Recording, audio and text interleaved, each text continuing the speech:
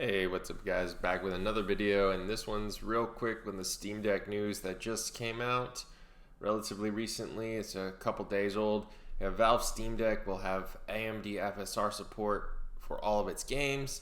And then it says here in the quote, FSR is already available for some applications that support it. Games that already include FSR will work as is, but also FSR will be included as part of an OS future release.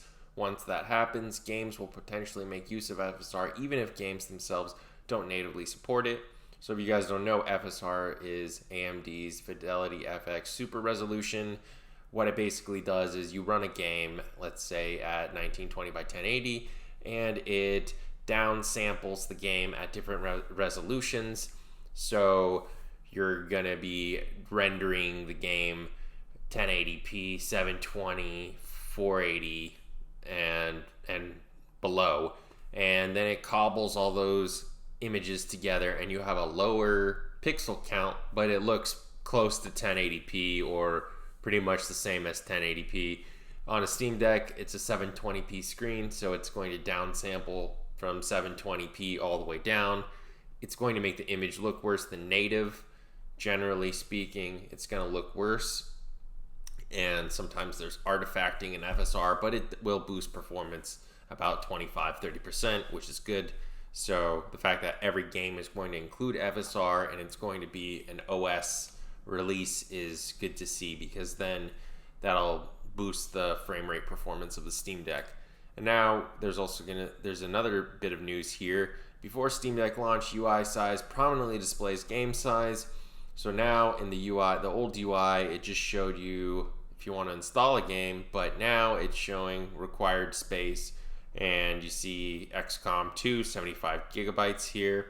So that's good to know, especially for people who might have smaller SD cards. If you have a 256 or 512 or 1 terabyte, maybe you're going to be low on disk space if you're installing 75 gigabyte games like XCOM 2 or bigger games like that.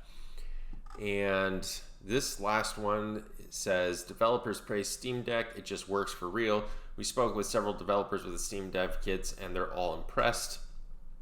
Quote here from the article, I was surprised how well games work on it without any changes and how good it feels to play on it. Jonathan Smars, Iron Gate programmer and designer, told PC Gamer, Valheim worked from day one on Steam Deck without any changes, he said. So that's good to know. They didn't have to make any special Linux changes.